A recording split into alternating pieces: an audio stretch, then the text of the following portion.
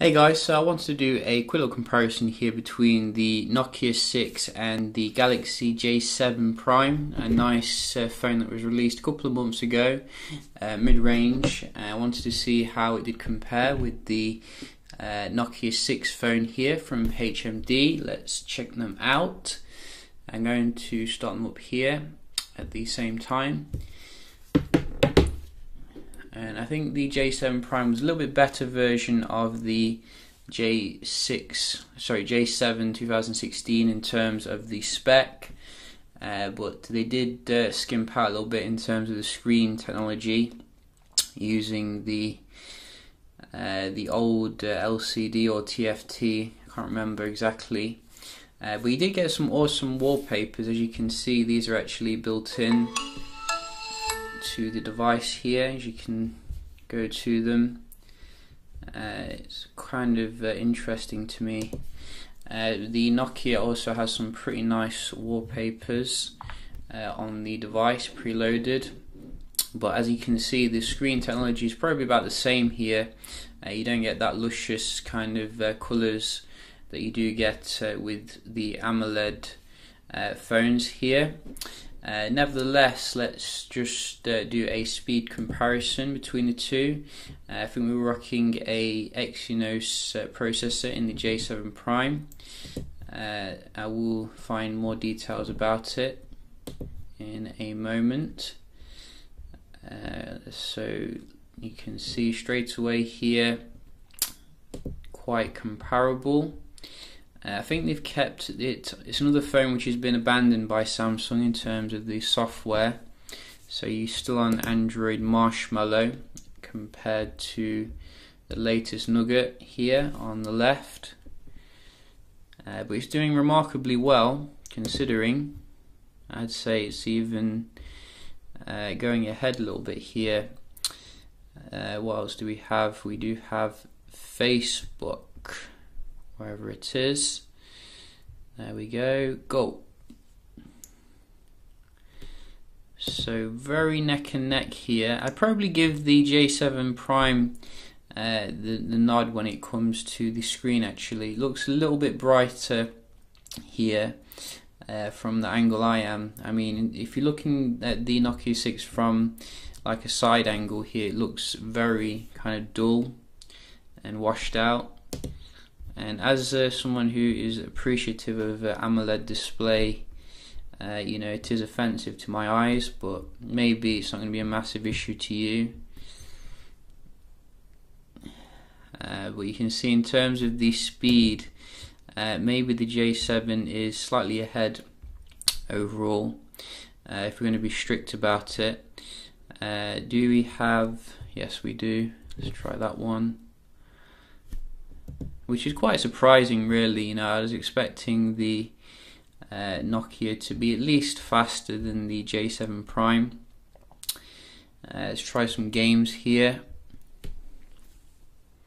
I forget how much RAM it has. I think it has 3 gigs of RAM, but don't quote me on that.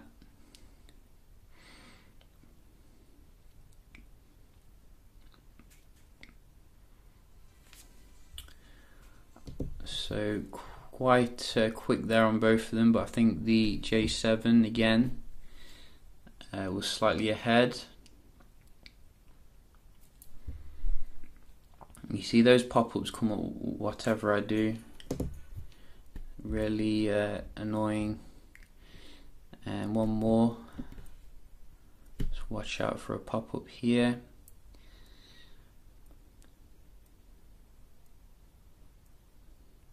Yeah, you can see Samsung seems to be the boss when it comes to the mid-range higher end and the mid-range lower end overall. If we're going to be honest, obviously you don't get lit buttons here compared to the Nokia, which is a nice addition, but you do get front-facing flash, as you can see on the front here, for your selfies. Let's just see how the Wi-Fi does compare. So where is the Wi-Fi? I can't see it here, somewhere there. and just check. Yeah.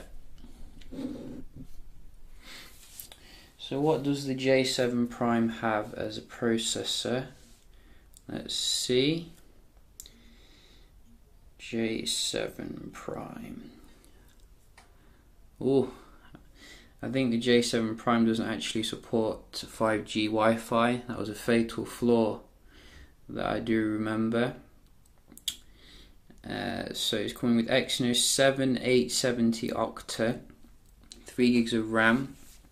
Let me just double check actually, because if it doesn't support the 5G band, that would be the reason why it's so slow. So maybe Nokia is going to be ahead here at last.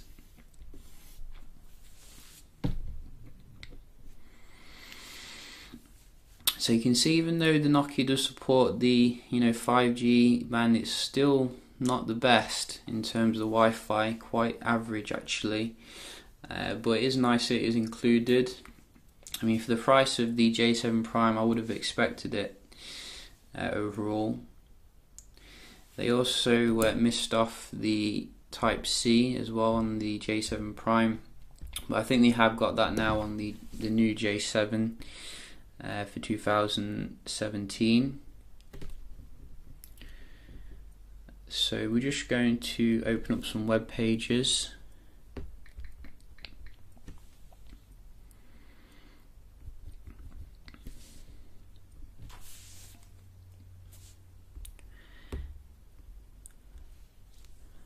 So let's go. Quite a comparable viewing experience here in terms of the screens. I do think the J7's is slightly more vibrant though, and the pictures seem to load a bit faster, which is nice. A little bit slow though for the Nokia 6 IGN.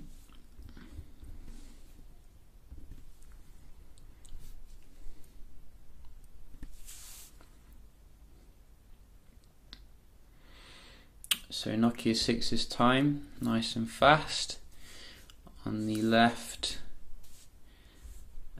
but you can see, I think both of them are quite comparable with this one in terms of the phone, the picture loading. Just try one more.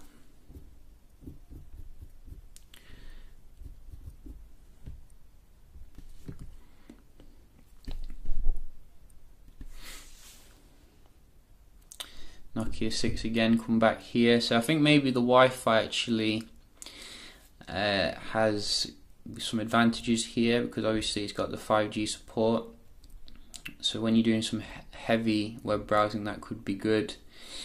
Some people have been asking me what I think of the new Motorola here, and I got to say, I think really it doesn't have. It's like last year. It doesn't really make me want to rush out and buy it in terms of the small battery, no headphone jack. To me it's just mind-boggling how they don't put like a massive battery in their flagship phones like they do with their mid-range phones.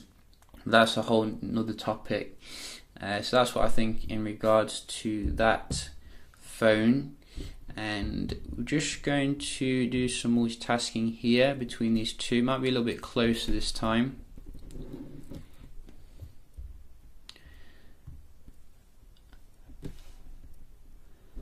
So we did get a reload there on the right, and yeah, so I think really here again it seems to be a lot of reloading on these mid-range handsets, but I think Nokia is doing better this time than it did before. I mean, it was really struggling last time, but when you get right into it here, you can see it starts to fall over a little bit, but it's doing a little bit better here. It's just really inconsistent. I'll praise it and then the next moment it will fall over, so I'm not saying anything. See, it's gone into the game straight away here, so it's really doing fantastic here compared to J7 Prime, which should do a lot better, really.